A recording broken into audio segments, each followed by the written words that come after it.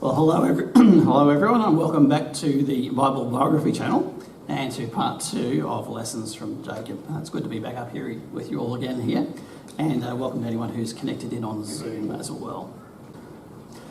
Now, when I covered part 1 of Lessons from Jacob, we examined the story of Jacob up to the time he leaves for Canaan to find a wife, following the deception that he pulls over his father.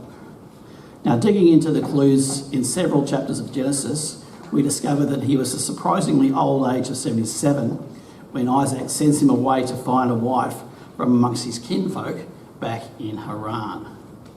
Now, along the way, Jacob had his vision of a stairway to heaven at Bethel, where God promised to protect him and bring him back to Canaan. And then from Bethel, Jacob continued on his journey onto Haran.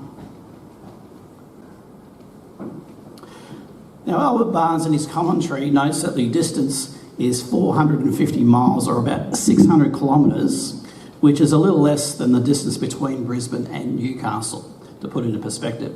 Now, Barnes notes that if he walked about 30 miles a day, or 50 kilometres, he would have covered that distance in about 15 days. Now, when he arrives, he asks some of the men there if they know Laban, and then we read, starting in Genesis 49 verse 9, while he was speaking with them, Rachel came with her father's sheep, for she was a shepherdess. And it came to pass when Jacob saw Rachel, the daughter of Laban, his mother's brother, that Jacob went near and rolled a stone from the well's mouth and watered the flock of Laban. And Jacob told Rachel that he was her father's relative and that he was Rebekah's son. So she ran and told her father. Now, I'm sure that Jacob would have been very happy and relieved at just how attractive that Rachel was to him.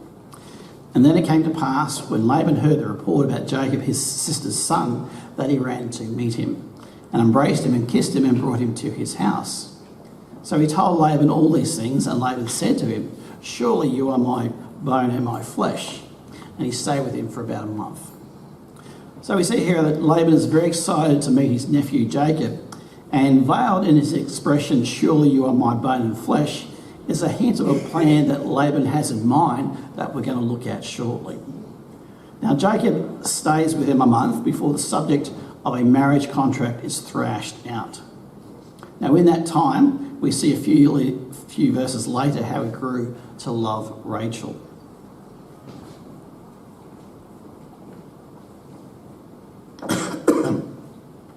Now, verse 1 then goes on to say, "Then Laban said to Jacob, 'Because you are my relative, should you therefore serve me for nothing? Tell me, what should your wages be?' Now, Laban had 2 daughters. The name of the elder was Leah, and the name of the younger was Rachel. Now, Leah's eyes were delicate, but Rachel was beautiful of form and appearance. Now, Jacob loved Rachel, so he said, 'I will serve you 7 years for Rachel, your younger daughter.' And Laban said, 'It is better that I give her to you than I should give her to another man. Stay with me.' So Jacob served 7 years for Rachel, and they seemed only a few days to him because of the love that he had for her. Now, Laban has 2 daughters, Leah the oldest and Rachel the younger. Now, Leah's name means wearied. Now, there's nothing in the text to explain why she was given such a name, which is somewhat unflattering. Now, Rachel's name means you. Now, given the name Rachel ends with EL, I was a little surprised that the name of God wasn't part of this meaning. Now, we've already seen how attractive to men Sarah and Rebecca were in my previous messages. Now, Rebecca appropriately means captivating. Now, this trend of great physical beauty continues in the next generation of female patriarchs, with Rachel, who is described as beautiful of form and appearance. Now, the Hebrew word toah means outline or figure. So in modern vernacular, we would say that she had a great body. Now, Leah, on the other hand, is said to have delicate eyes. Now, commentators are divided on whether this was a compliment or just a gentle way of saying that she wasn't that attractive. Now, maybe she did have beautiful eyes, or maybe she was cross-eyed. There's no real way to be sure. Now, either way, it was Rachel who stood out to Jacob, and the one that he loves and wants to have as his wife. Now, when Laban proposes what his wages for working for him should be, Jacob offers to work for him for 7 years to have Rachel be his wife. Now, this 7 years of service would be the dowry that he would pay for his wife.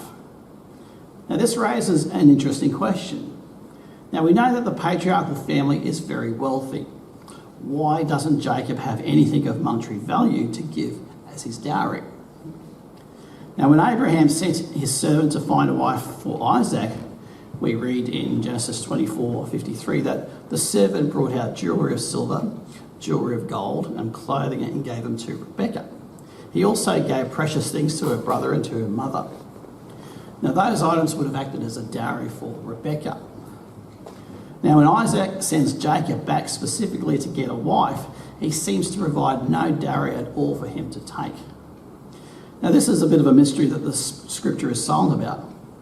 Now, perhaps he did have one when he left and was robbed on the way up to Haran.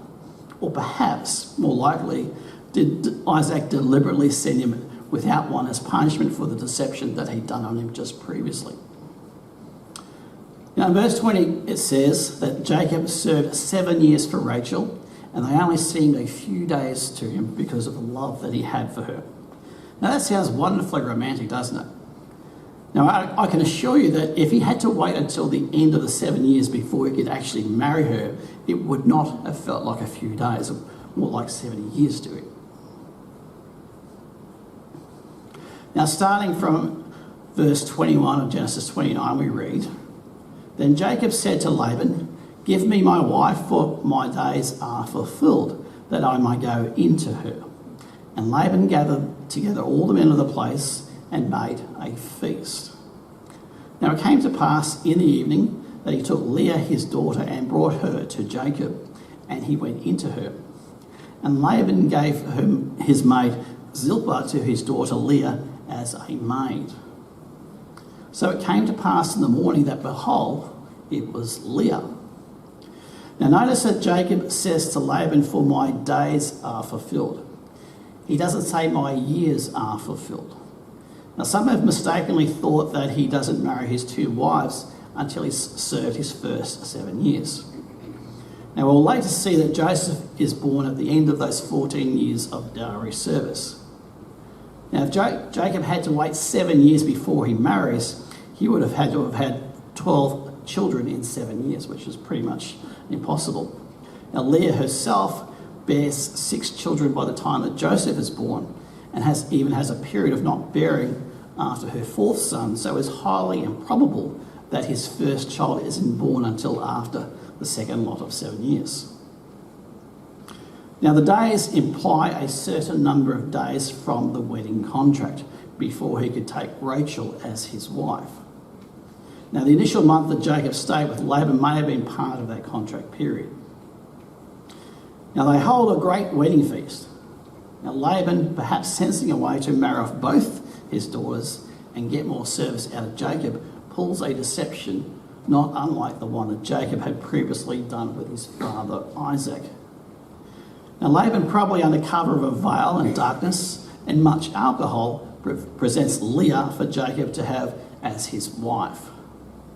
Now, Jacob doesn't pick up on the deception and unwittingly consummates the marriage with Leah and not Rachel, who he thought he was marrying. Now, he doesn't discover the deception until the morning. Now, there's only one question that comes to my mind whenever I read that verse about not discovering this deception until the morning, and that is, just how drunk was he? Now, Rachel and Leah may have protested about what Laban was doing, but obedience to one's elders was much more entrenched as a custom at the time, and so they obeyed Laban without alerting Jacob.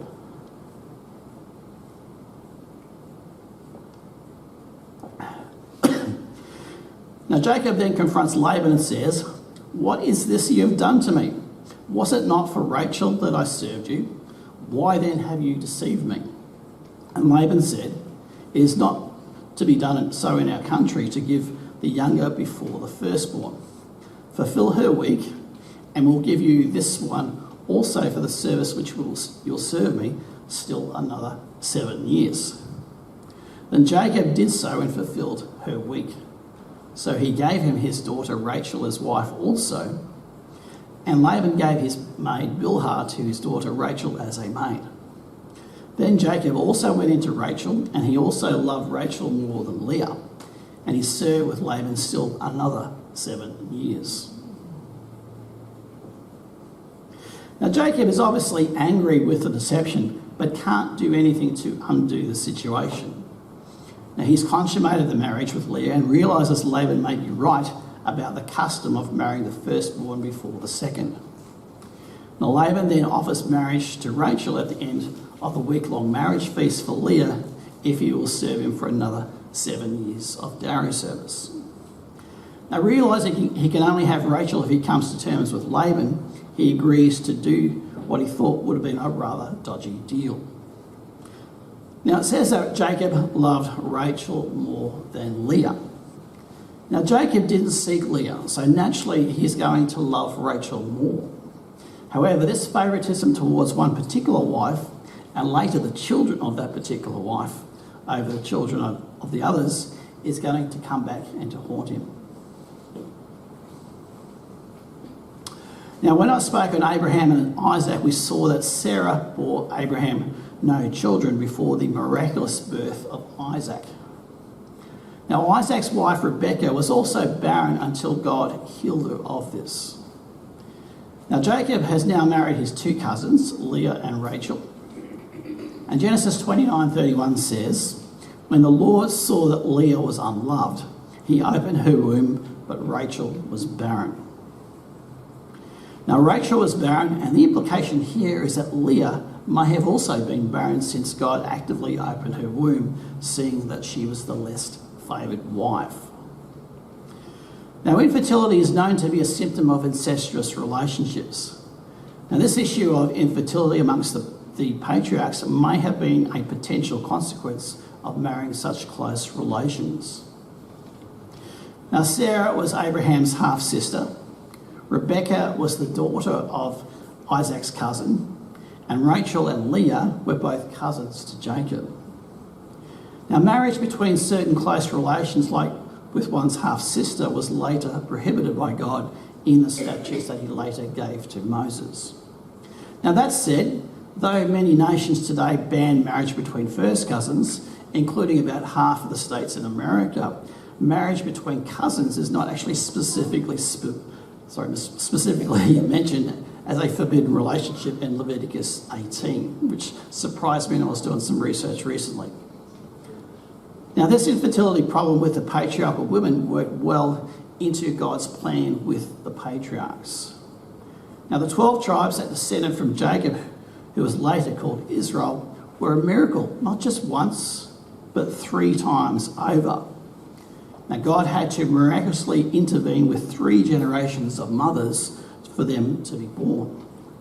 Now, this triply emphasised that God's election comes by God's grace and miraculous intervention, and not by our own merit.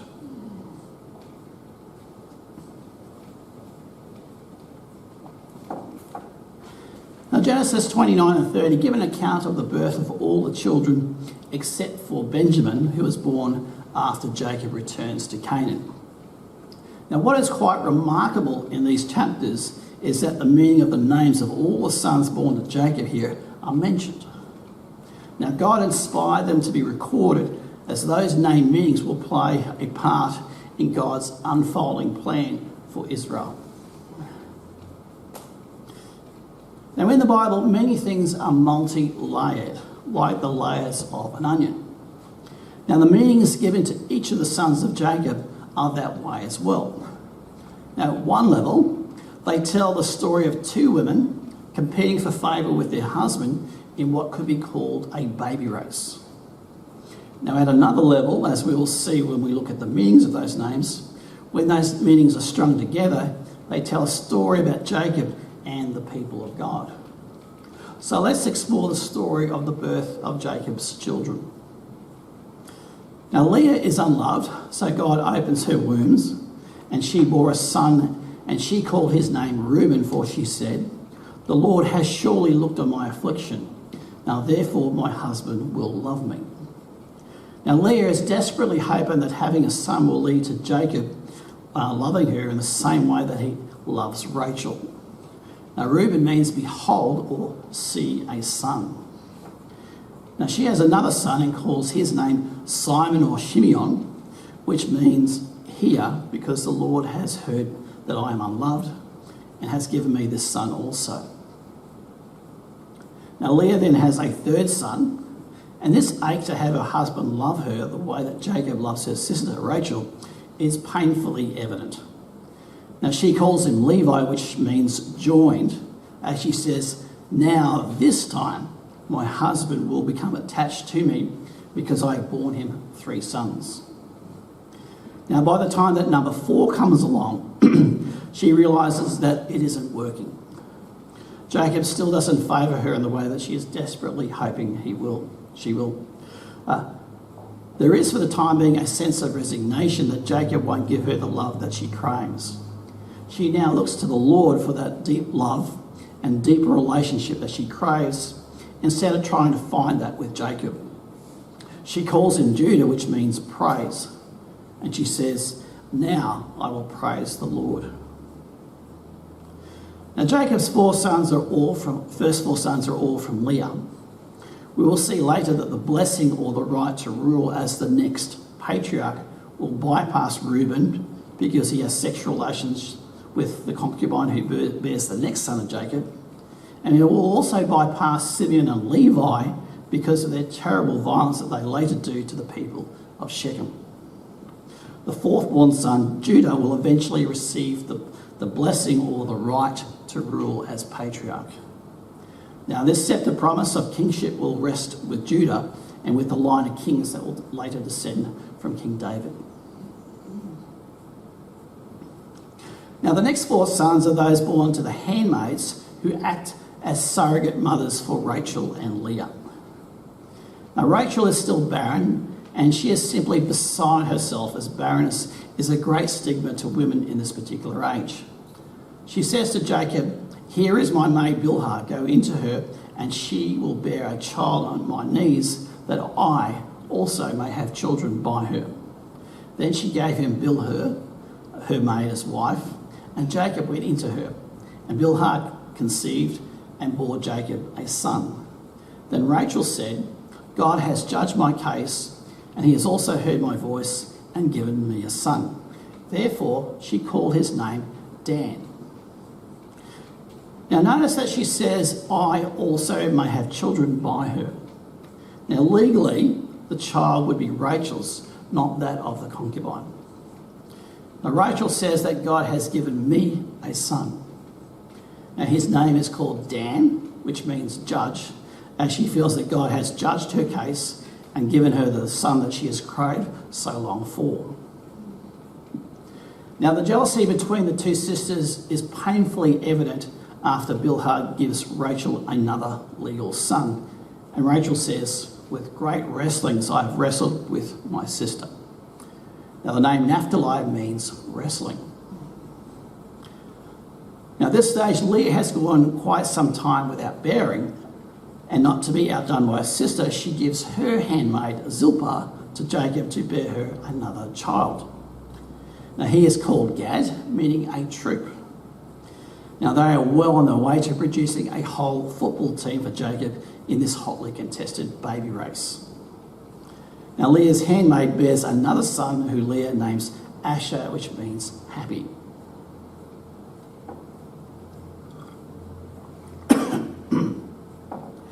Now next we have the last 3 children of Leah, 2 boys and finally a girl. Now Reuben is a little boy around about 10 years old at this stage, and he finds some mandrakes in the field and brings them to his mother Leah. Now mandrakes were believed to be aphrodisiacs. Now while Rachel has 2 legal sons through Bilhah, she still hasn't got one from her own body. Now she wants the mandrakes and bargains with Leah. Now Rachel would swap her turn in the marriage bed with Leah for her mandrakes. Now God reopens Leah's womb, and she has a son she calls Issachar, meaning reward or purchased, referring to the deal that she struck over the mandrakes. Now soon after, she has one last son, Zebulon, which means dwelling. And Leah says, God has endowed me with a good endowment. Now my husband will dwell with me because I have borne him 6 sons. Now again, you can see that ache for her husband's love, which keeps on eluding her. Now Leah also bears a daughter, the only one that Jacob will have, who Leah calls Dinah, a name similar to Dan, which means justice. At least God has been good to her and blessed her with children despite the lack of favour that she gets from Jacob.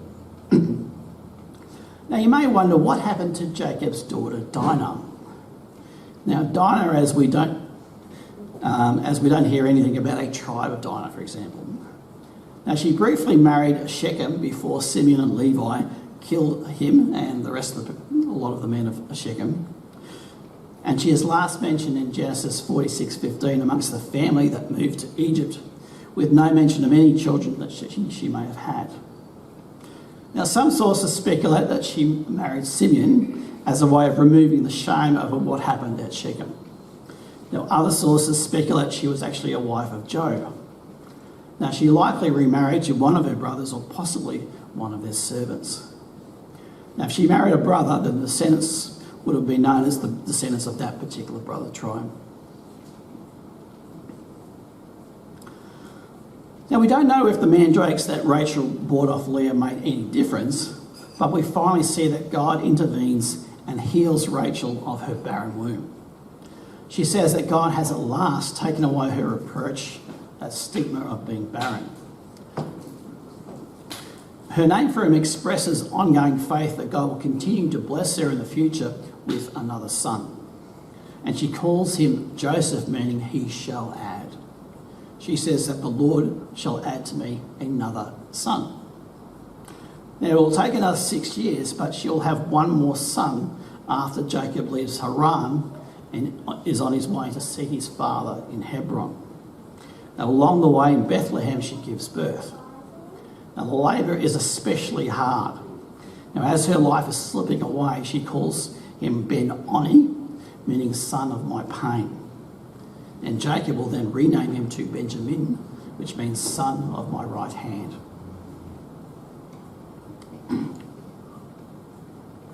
So here they all are, the 12 sons of Jacob, who became the father of the 12 tribes of Israel. Now Leah had 6 sons, Rachel had 2 sons, and the 2 concubines had 2 sons after Leah's first 4 sons. Now the birthright or the double portion usually went with the blessing or the right to patriarchal rule, but unusually the 2 were separated when it came to Jacob's sons. Now the blessing went to Judah after the first, second and third sons all disqualified themselves. Now the birthright, which we'll see in part 3, was given by Jacob to the son who was the other firstborn son, the firstborn son of his favourite wife, Rachel, even though he was actually the 11th in birth order. Now the odds of having 12 out of 3 children born as sons with only one daughter are quite astronomical, and no doubt God's hand was involved in making that happen. Now the number 12 is biblically significant as the number of organisational beginnings. Now Levi would become the tribe of the priesthood and did not receive a land inheritance. Now when Levi is not counted as one of the 12, often Joseph is counted as 2 tribes, those descended from his 2 sons, Ephraim and Manasseh. Now with both Levi and Ephraim and Manasseh counted as full tribes, the number comes to 13. Now the number 13 is quite significant with the half-tribe of Manasseh, just as it is for the United States, which started off with 13 tribes. Now, as I said before, at another level, when the meaning of those names are strung together, they tell a story about Jacob and the people of God. Now, if we flesh out the meanings of those names into meaningful sentences, it reads like this. God sees a son, Reuben, and hears me, Simeon, and has joined me, Levi, to him. Praise the Lord, Judah, for he has judged Dan, and following my wrestling, Naphtali, a troop Gad comes. Happy am I, Asher, for he has purchased me, Issachar, and will dwell with me, Zebulun. God will add me, Joseph, to the son of his right hand, Benjamin. Now Jacob, of course, will wrestle with God, and he certainly ended up having a whole troop of children. Now, if Benjamin had his original name been on him, you can see how it wouldn't quite work so well saying God will add me to the son of his pain. Now that said though, the son of his pain does bring to mind the crucifixion that Jesus endured. Now in the book of Revelation in chapter 7, we'll see a list of names of the tribes with 12,000 each, forming a group of 144,000. Now the order of tribal names is very different in that particular chapter and quite unique compared to anywhere else. Now what is quite a mystery to a lot of people is why in Revelation 7 the tribe of Dan is missing and why Joseph and Manasseh are there instead of Ephraim and Manasseh. Now in part 3 we'll explore that list and the slightly different story told by the meaning of those names. Now after the tabernacle was built at Mount Sinai, the 12 tribes of Israel were arranged around the tabernacle as per this diagram. Now the Levites were in the centre around the tabernacle, and there were 3 tribes on each side. Now there were 4 lead tribes of Israel: Joseph, the birthright tribe, and Judah, the sceptre or ruling tribe, faced each other with Judah on the eastern side. Now Joseph is split here into Ephraim and Manasseh, and with Benjamin formed the 3 tribes on the western side. Now that's interesting that Ephraim and Manasseh were on the west side in light of where they would eventually migrate to. Now the other 2 leading tribes were Reuben and Dan. Now Reuben was the firstborn of all sons, and Dan was the firstborn of the 4 sons born from the handmaids of Leah and Rachel. Now Dan was in the north, which is interesting in light of where many of them settled in the far north at Tel Dan. And Simeon, where Beersheba was located in the very south of Israel, is one of the tribes to the south of the tabernacle, along with Reuben and Gad. Now when we think of patriarchy today, we might think of the British ruling family ruled by the Grand Matriarch Queen Elizabeth II, or now King Charles, since her death. Or we may think of the many great aristocratic families of Europe. Now, to better understand the story of the patriarchs from Abraham down to Joseph, it's helpful to understand the cultural background of the customs of patriarchal households back at that time. Now, a patriarchal household would look something like this. The patriarch would generally be the oldest son of his deceased father. Now, if they hadn't been given leave by the patriarch, living with the household would be the brothers of the patriarch and their families. Now, married sons of the patriarch, so long as they are in the same geographical area, would not set up their own household, but would continue to live with and be under their father's patriarchal authority. Now, a daughter, when she would marry, would leave her own family and come under the authority of her husband and his patriarch. Now, servants, including their wives and children, would not just be under the authority of the patriarch, but also would actually be also considered part of the family. Now, in the time of the patriarchs, when the patriarch dies, either the oldest son or another son that the patriarch has chosen will replace him as the new patriarch. Now, the patriarch legally had authority over all property of those he was in authority over. Now remember that Jacob served 14 years for his wives, yet he says to Laban in Genesis 30:26, when he asked for permission to leave, "Give me my wives and my children." Later in Genesis 31:43, after Laban catches up with Jacob after he has fled, Laban says, "This flock is my flock, and all that you see is mine." Now, in patriarchal society, you would not leave without seeking the consent of the patriarch. Now, if Laban adopted Jacob as his son, this explains why Jacob never sets up his own household but remains under Laban's authority. Now, Laban then gave Jacob a counter-offer that he agreed to. Now, a patriarch might choose to send his sons or brothers far away enough and gift them with whatever he chooses to give them, and then they will become a patriarch of a new household. Now in Genesis 25:6, we see this in the life of Abraham with the sons of Keturah, the wife that he had after Sarah died. Now he gave them gifts and sent them eastward to become their own patriarchs who would not be under Isaac's authority once he died, and this would give them legal authority over the inheritance that he gave them. Now when Jacob was away, Isaac, expecting Jacob to return at some stage, must have decided it was best to send Esau away so he would not need to be under Jacob's lawful authority when he died, given how he cheated Esau to gain that right to become the patriarch. Now Isaac tried to make good of a bad situation, as we see that Esau later went to Mount Seir, likely at Isaac's prompting, and he became very rich by the time that Jacob returns. Now, Richard Page, in his Ambassador College lecture series on ancient Israel, notes that there are a number of oddities in the story of Jacob during his time in Haran that can be neatly explained if Jacob was not just his son-in-law, but also the adopted son of Laban.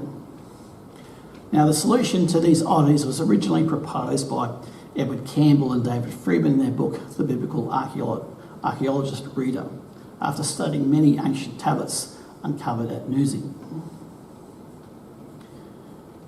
Now, when a patriarch had no sons, he could take a servant of the household and make him his heir. Now, we see this with Eliezer, who God told Abraham was his heir before he had any sons.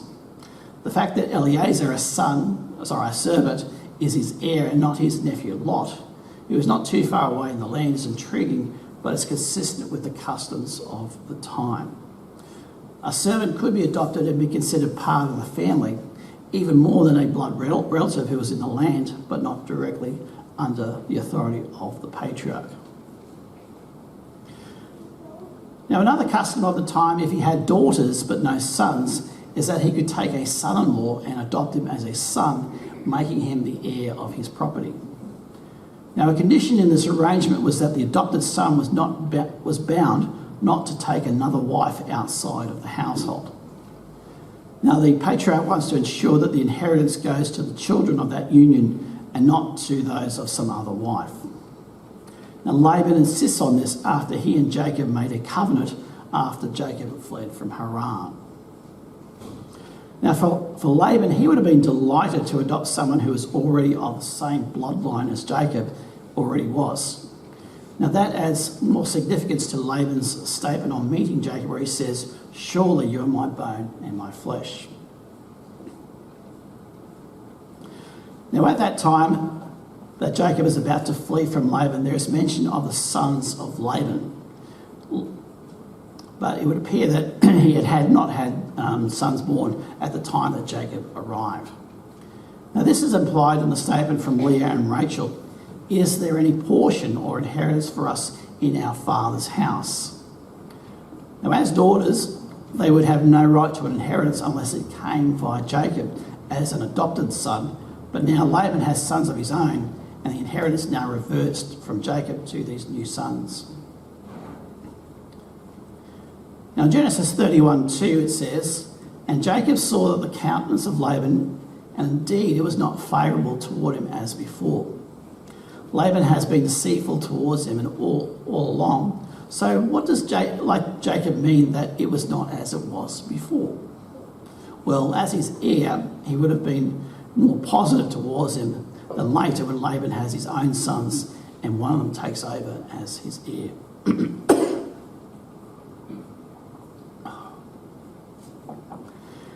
Now, Jacob didn't have to be under Laban's patriarchal authority as a son-in-law, but he would have as a son. Now, we see Jacob formally asking for permission to leave. If Jacob were just a son-in-law over his own household, he wouldn't need to ask for permission. But as a son, he does. Now, Jacob would not have been in line to inherit anything from Laban as a son-in-law, but he would have as his son. So Jacob had good reason to accept the offer to be Laban's adopted son. Now, in Genesis 30, starting in verse 25, we read, And it came to pass when Rachel had borne Joseph that Jacob said to Laban, "Send me away that I may go to my own place and to my own country. Give me my wives and my children for whom I have served you, and let me go, for you know my service which I have done for you." And Laban said to him, "Please stay if I have found favour in your eyes, for I have learned by experience that the Lord has blessed me for your sake." So he said, "What shall I give you?" Now Jacob has now served 14 years for his 2 wives. Now Laban probably has at least one more son of his own, and Jacob is no longer first in line to inherit Laban's estate.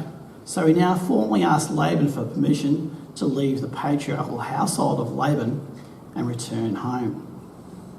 Now Laban recognises Jacob as a great worker and that God is blessing him due to Jacob. So asks God what he can offer him to stay on longer. Now the United Church of God Bible reading program has this to say about the deal which Jacob struck with Laban. Now Laban was eager to have Jacob remain, for God had blessed everything Jacob did while in Laban's household, and Laban had grown rich. "Name me your wages and I'll give it." Now Jacob took out the coloured and the spotted sheep and gave them to Laban, whose sons took them away a distance of 3 days' journey. Now this left Jacob with only the pure white sheep.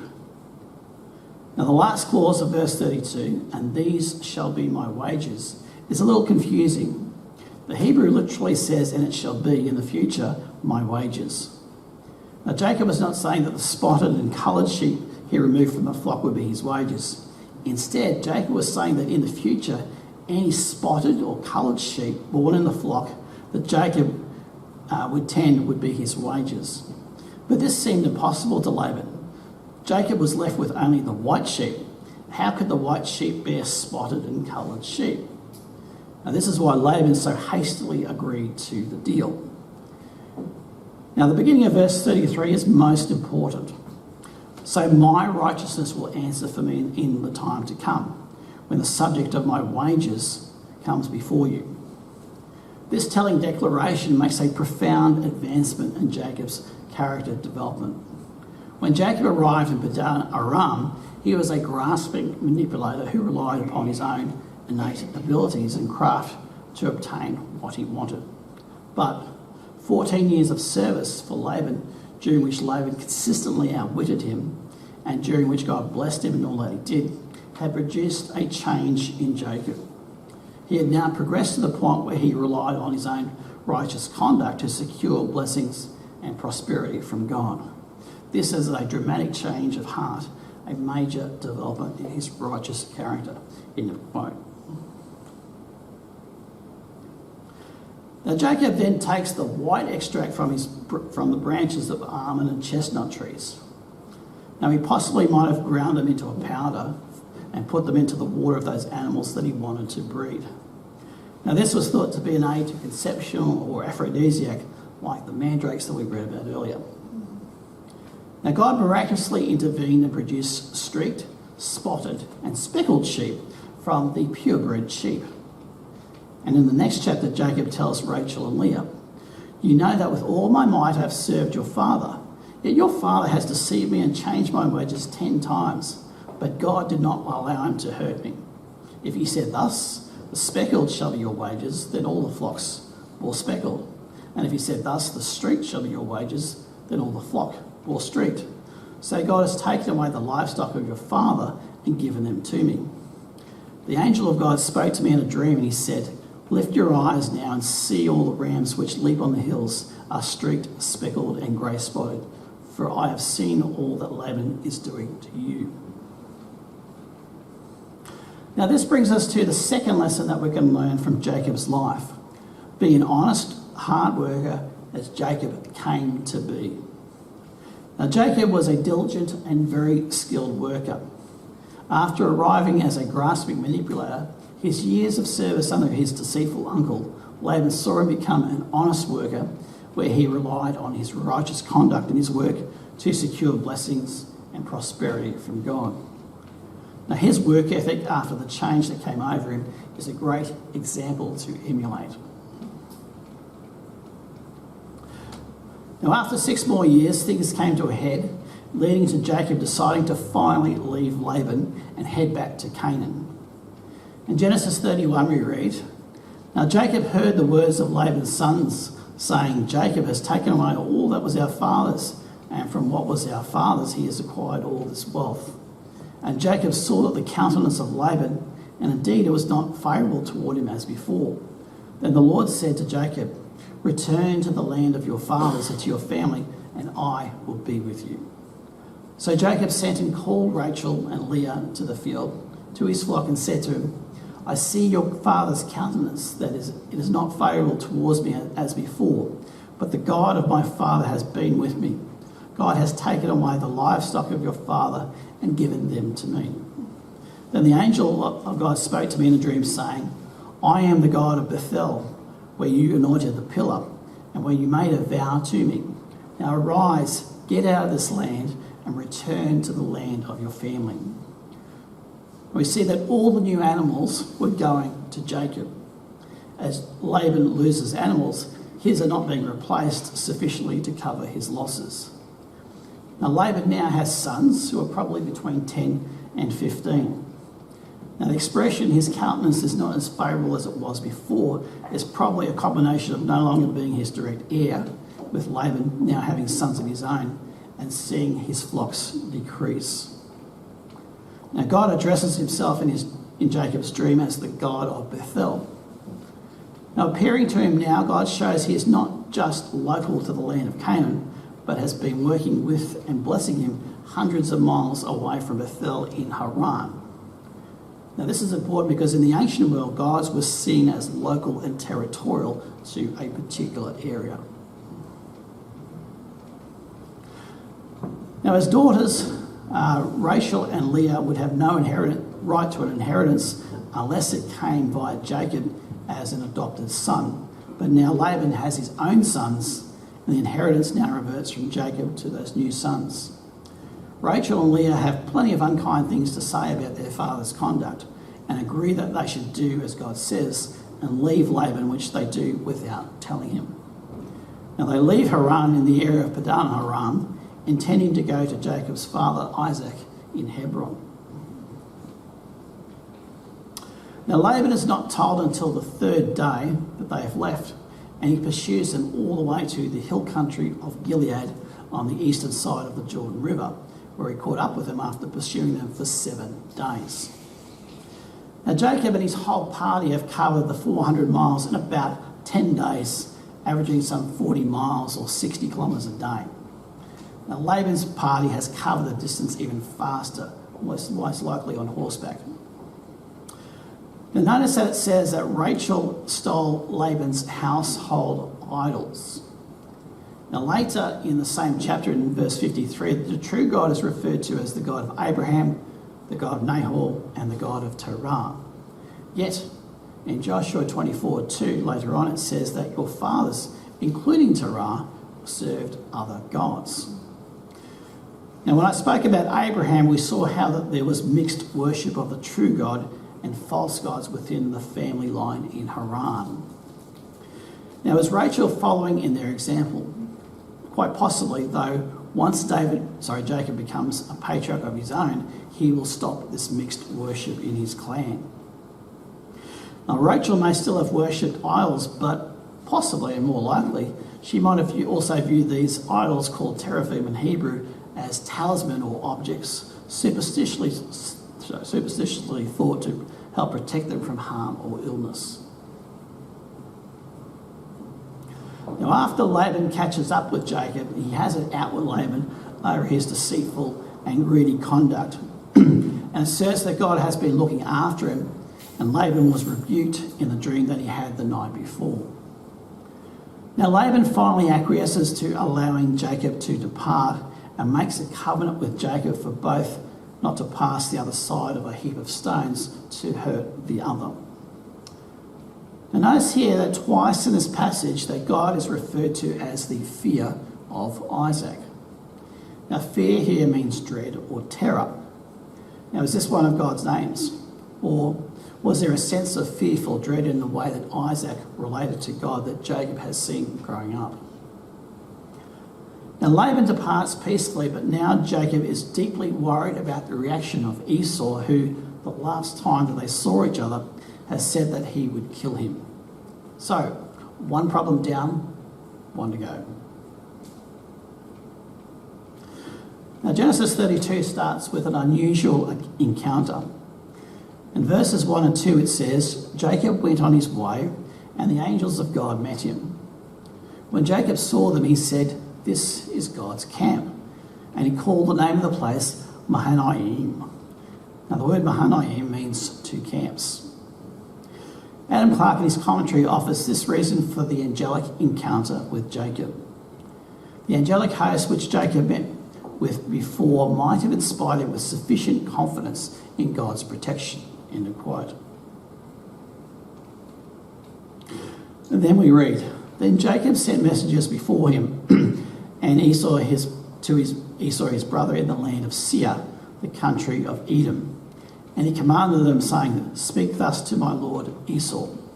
Thus your servant Jacob says, I have dwelt with Laban and stayed there until now. I have oxen, donkeys, flocks, and male and female servants, and I've sent to tell my lord that I may find favour in your sight."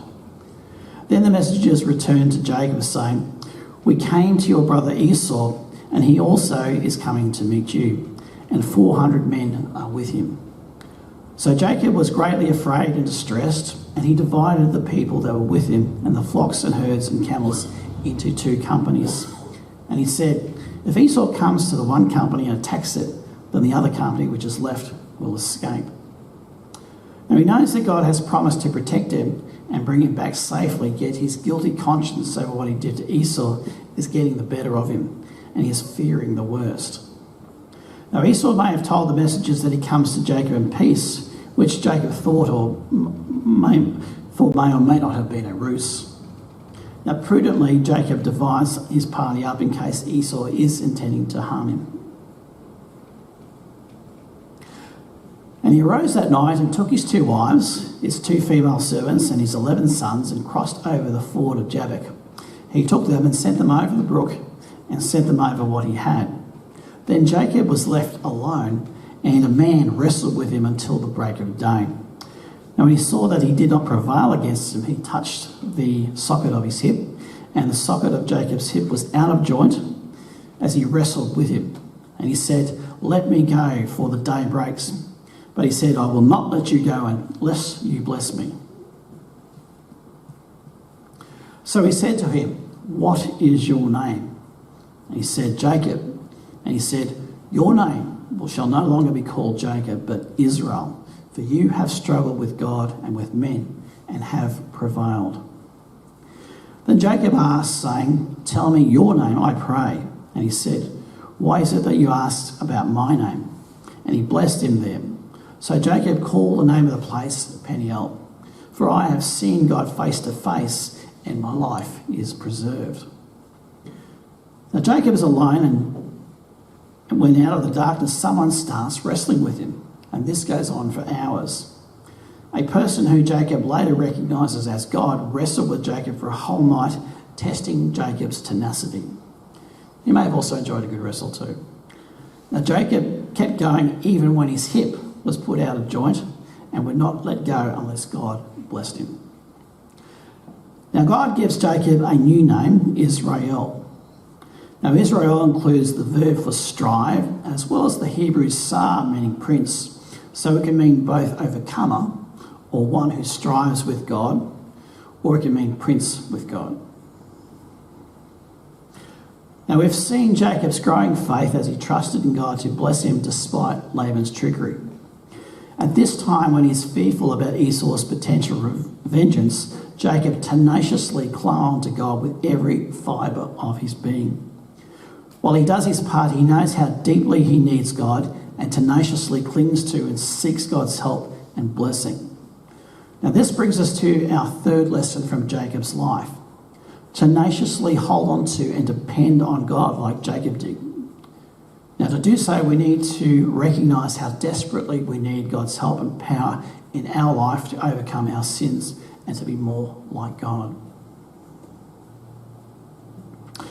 Now, the twin peaks of Tel El Dahab along the Jabbok River are believed by archaeologists to be Mahanaim and Penuel. Now, the top photo here is one that I took when we were in Jordan back in 2023. Now, the Jabbok River Valley was quite impressive, I must say. Now, after visiting Penuel, we drove all the way up the road along the Jabbok River up to the King's Highway, which is an ascent of some 4,000 feet. We'd be like climbing one mountain and then we were like at the bottom of another mountain. It was so high. Now, the views back were quite impressive, but we were looking into the setting sun, so I'd love to go down the valley in the morning sometime.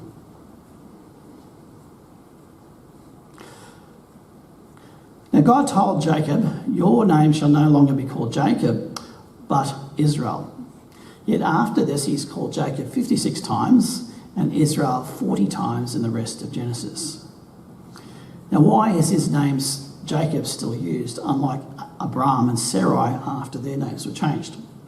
Well, one possibility is that Jacob would no more be considered a heel catcher or supplanter of others, but an overcomer with God, even though he would still be called by his original personal name. Now, Rashi's commentary on the passage is, people will no longer say about you that you received the blessings through trickery and deceit, the meaning of Jacob, but rather with striving and openly.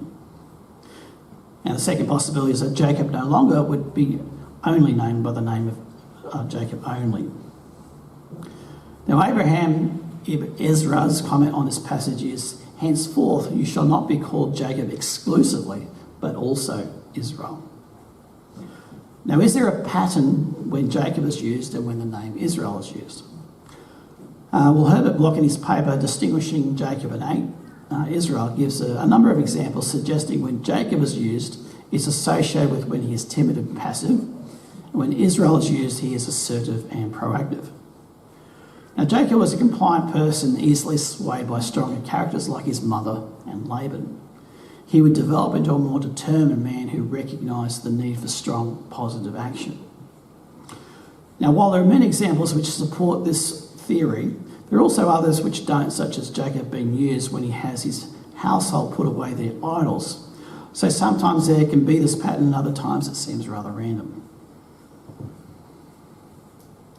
Now, the understanding of the meaning of the names of Israel and Judah is quite important, because the Apostle Paul will make an important distinction between physical and spiritual Israel, and also between physical and spiritual Judah in the book of Romans.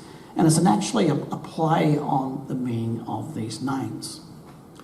Now, in Romans 9:6, Paul says, "For they are not all Israel who are of Israel." Now, true spiritual Israelites are those who truly become princes or overcomers with God. And in Romans 2:28 and 29, Paul also makes a distinction between physical Jews descended from Judah and spiritual Jews when he says that a true spiritual Jew is one inwardly and whose praise is not of men but of God. So true spiritual Jews are those who are worthy of the praise of God. Now, as I noted earlier, when Jacob was away, Isaac, expecting Jacob to return at some stage, must have decided it was best to send Esau away so it would not need to be under Jacob's lawful authority when he died, given how he cheated Esau to gain the right to become the patriarch. Now, Isaac tried to make good of a bad situation as Esau was sent to Mount Seir, and he became very rich by the time that Jacob returns. Now, this actually helped take the wind out of a lot of Esau's desire to avenge himself on Jacob. He actually then had what he thought he had lost to Jacob. Now, Esau is now a patriarch in his own right, separate from Jacob, and he was very prosperous. Now, after the deception that Jacob did with his father, his mother Rebekah said to him, "Stay with Laban a few days until your brother's fury turns away, and until your brother's anger turns away from you, and he forgets what you have done to him. Then I will send and bring you from there." Now, Rebekah promised to send word to Jacob when Esau's fury had eased and have brought him home. Now, there's no indication that she actually made good on this promise to Jacob. Now, Rebekah is not mentioned anymore in Genesis except in Genesis 49, where it says that she was buried in Hebron. Now, we don't know when Rebekah died, but it appears to have been before Jacob returned to Canaan. And there's no mention of Rebekah sending anyone to let Jacob know that Isaac had sent Esau away to be a patriarch on his own, nor is there any mention of a reunion between Rebekah and her favourite son Jacob. Now in Genesis 43 we then read, "Now Jacob lifted up his eyes, and behold, and there saw Esau was coming, and with him were 400 men. So he divided the children among Leah, Rachel, and the two maidservants. And he put the maidservants and their children in front, Leah and her children behind, and Rachel and Joseph last. Then he crossed over before them and bowed himself to the ground 7 times until he came near unto his brother. But Esau ran to meet him and embraced him and fell on his neck and kissed him, and they wept.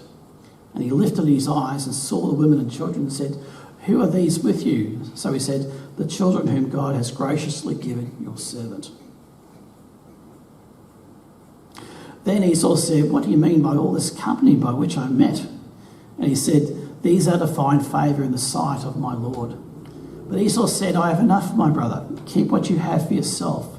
And Jacob said, 'No, please, if I found favour in your sight, then receive my present from your hand.' And Jacob then says, 'Please let my Lord go on ahead before his servant. I will lead on slowly at a pace which the livestock that may go before me and the children are able to endure, until I come to my Lord in Seir.' So Esau returned that day on his way to Seir." So we see here that Esau's desire to avenge himself on Jacob has passed, given he is now a rich patriarch. So he's very glad to see his brother Jacob after being away for 20 years. Now Jacob would have been so incredibly relieved and delighted his brother is happy to see him again and wants to do him good and not harm. It would have been a very joyful time for Jacob indeed. So on that wonderful happy note, we'll conclude part 2 of Lessons from Jacob. Now in part 3, we'll examine the rest of his journey in Canaan from Shechem to Bethel and on to Hebron to see his father. We'll look at how his favourite son Joseph was sold by his brothers and yet ends up becoming the vizier over Egypt, which leads to the whole family moving from Canaan down to Egypt. And finally, we'll look more closely into the prophecies and purpose of the nation that God would raise up through Jacob and his 12 sons.